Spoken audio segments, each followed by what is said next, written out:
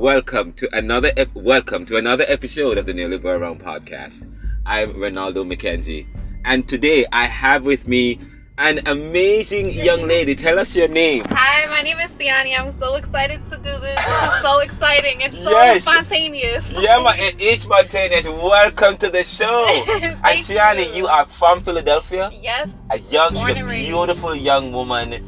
And tell us, how long have you been living in Philadelphia? My whole entire life. I'm 22 years old, so 22 years. But I've been speaking with her for the past 10 minutes, and she's very mature for a 22-year-old. Thank you. So tell me now, how has Philadelphia changed? Because you said you've lived there all your life, and you've seen how is Philadelphia changing, and what are the takeaways for you? Yeah, so basically living back in the day from Philadelphia, it's changed so much as far as like relationships, the community.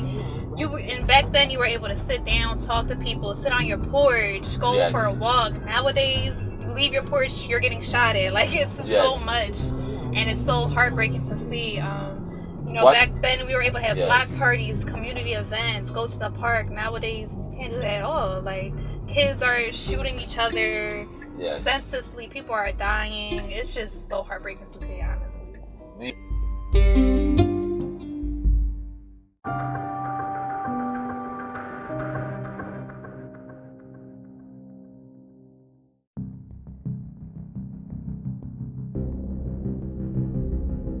That was Sianni, who I spoke with earlier today, for the episode entitled The Gen Z Series Part 4. Sianni on America's challenges, politics, opportunities, and of course, she commented on the Philadelphia mayoral race as a young woman, 22-year-old. They have something to say, and of course, and they also have recommendations as to how we can minimize the problems that we are facing in Philadelphia and many cities across the U.S. and the world. The world is in crisis. And our young people, the Gen Zs and so on, they have something to say. And this series is dedicated to exploring what they are thinking and what they are saying, and facilitating discussions with them and hearing what the ideas and the views that they have. And it's been quite interesting. This one is a conversation I had with a young woman, Sianni, and she talks about personal challenges and how she was able to work around it, and what she's doing right now. It's quite powerful, and it's something you might learn something from the conversation, from what she shared and discussed with me on the show today. She also discussed the issue of mental health, and we're hearing the discussion around mental health, and as an issue that we have to deal with in this country, if we also want to minimize and mitigate the issue of gun violence, and not just gun violence, but just violence across the board. We'll be right back after this. We're going to have the introduction music when we get right back into the episode, and the conversation I had with Sianni earlier.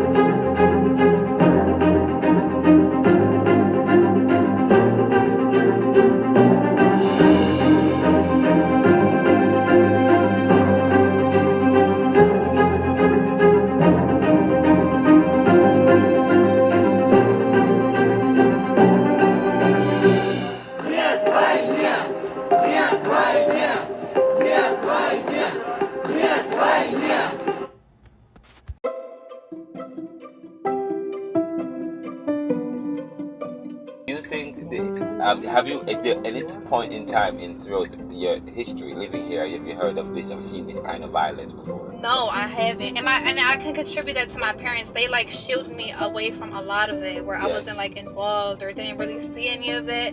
But nowadays, as you get older, you know, you go out into the world more, you start to see it for yourself. So seeing all this violence, and it's heartbreaking. Like, it really like affected me personally. You know, I don't even know these people who are dying, but like I feel their pain. I feel for their loved ones. So. What do you think would be the solution? What to all of this violence? And I mean, we've always had violence, but there is a flare up. It's just been a significant spike. But for you as a young woman, what can young people do, and what would help to resolve the violence? I honestly think it starts with your mental health, and I feel like that starts home.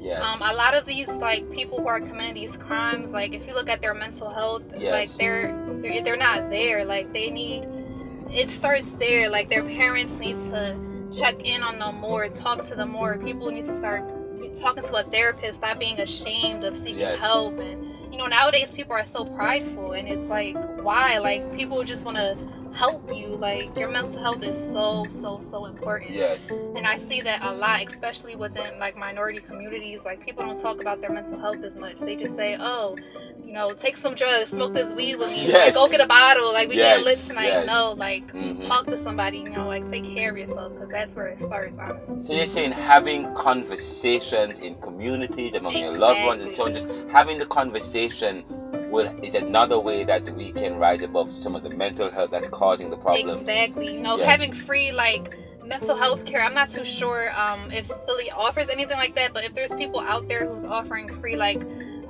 therapy sessions or anything that will help these kids with their mental health, because you know they're seeing their friends and family die left and right, and you know, they're growing up in poverty and stuff like that, and it's not easy. So a lot of it starts, you know, up here. So you talk about mental health, and you also talk about poverty. Are those some of the two? You think those two issues are some of the problem? Oh, mental health, poverty, and then you said having conversations with people, talking to people. Do you think that we are doing?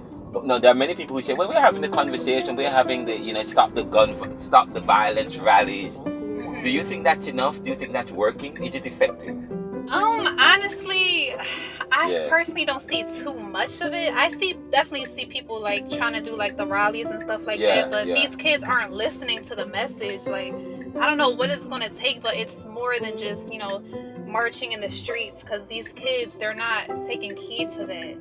Like, you really, like, it starts within home, within, you know, the school, within the education, within the classroom, like really talking to these kids, seeing what's the root of their issues, like, because you know, it just takes more than, you know, a waving up a sign. Honestly, I wish that's all it took, but you mentioned deeper than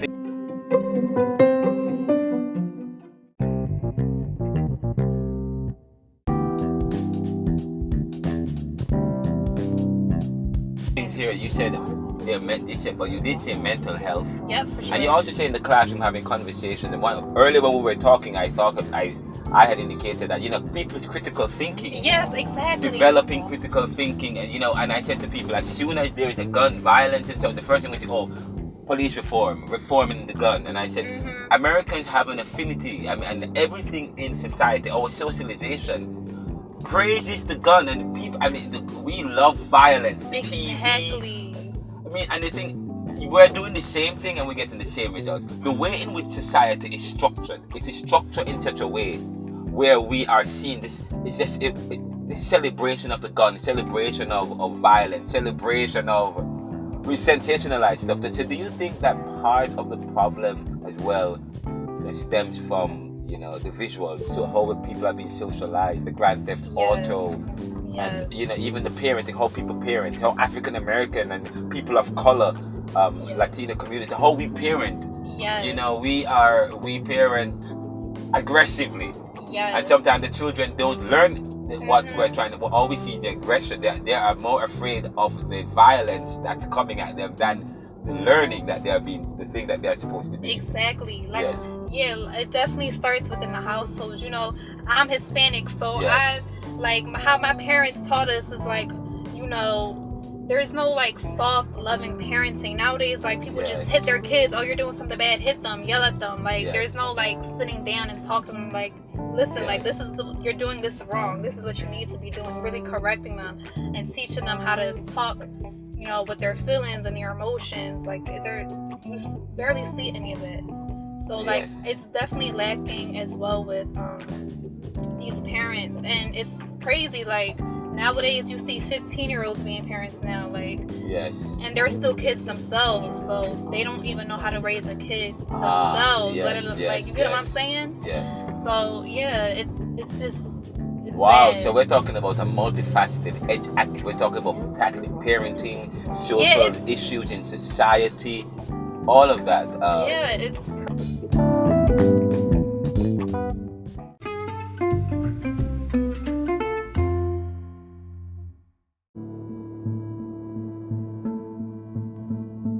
crazy. It's literally all plays a factor. What is it that what do you do? Do you go to college? What do you do? So I was in college. I was in CCP. I finished a year. But you know, during COVID hit, I wasn't getting any funding from school, so I actually dropped out. Okay. And at first that scared me, but now, you know, I'm an entrepreneur now. I do real estate, and I'm starting my own clothing business as well. So you dropped out of CCP because you couldn't get the funding. If the funding, correct, during COVID, you know.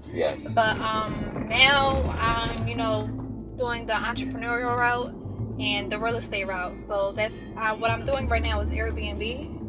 So I've invested in myself. I have a few mentors helping me with the process and everything. It hasn't been easy, but you know, putting God first, and you know, He's gonna lead the way. So. Oh wow! And I always tell people the first thing you do when you start a business is to develop reputation. You develop 100%. Reputation, and of course you also want to develop integrity. And one of the ways you develop reputation is by leveraging technology to take advantage of social media, TikTok, Reddit, Facebook.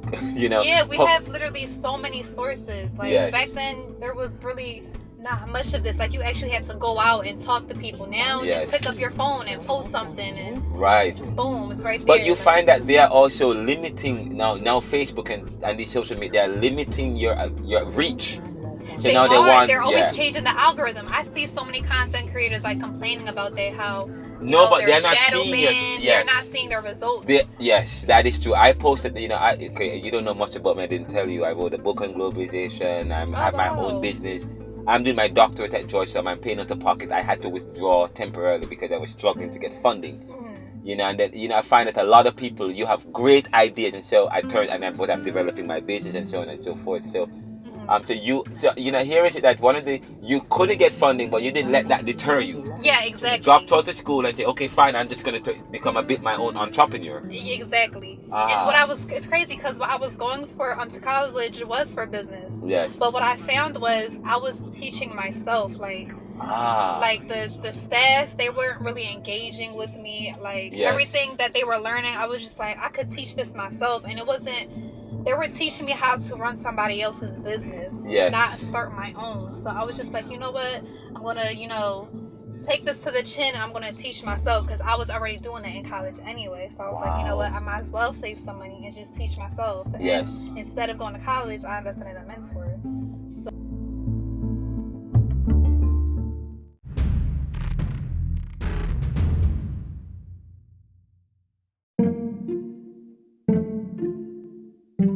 So I definitely recommend instead of going to college, you invested in a mentor. Exactly.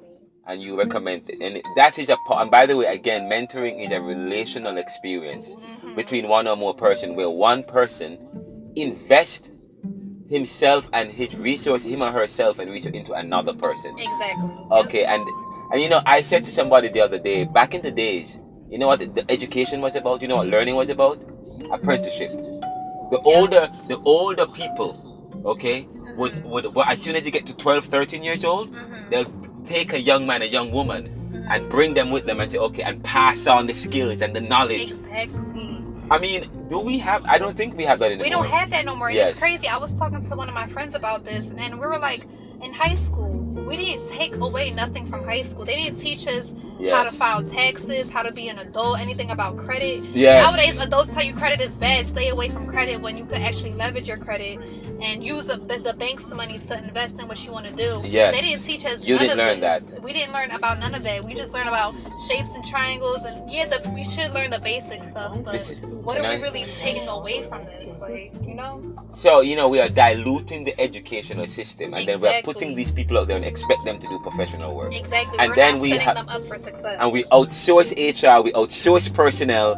Yep. And oh wow. Yep. I have a question for you before you go. The mayoral race is coming up. How involved or aware of you of the mayoral race coming up on the 16th, and are you going to vote?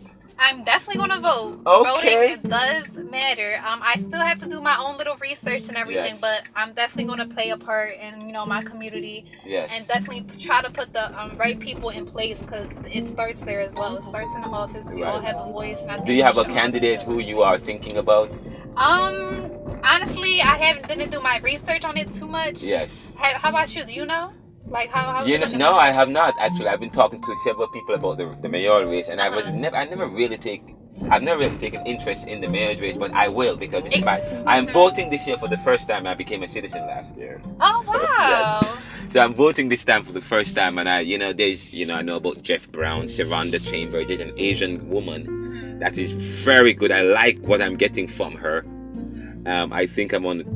So yes. Definitely put more people into color into office for sure. What's your hot button issue? I'm sorry? What's your hot button issue? What's that? Meaning what? Like what do you want to tell the candidates? What do you think they should address? Look into these streets, look into these kids, pay attention, look into these schools. You guys are not funding these schools how you need to. Invest in their education, invest in their mental health.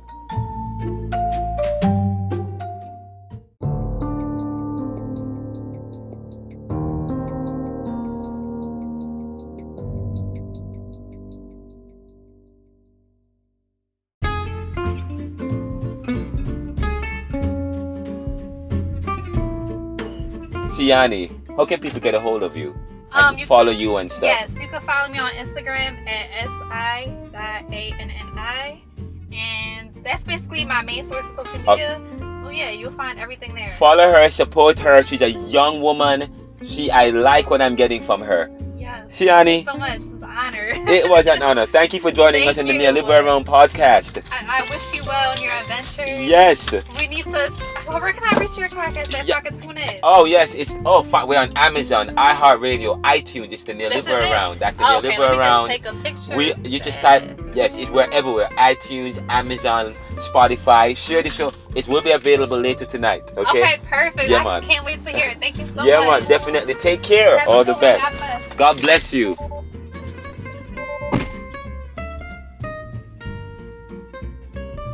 That was Sianni. This is the Neoliberal Round. We'll be right back after these messages.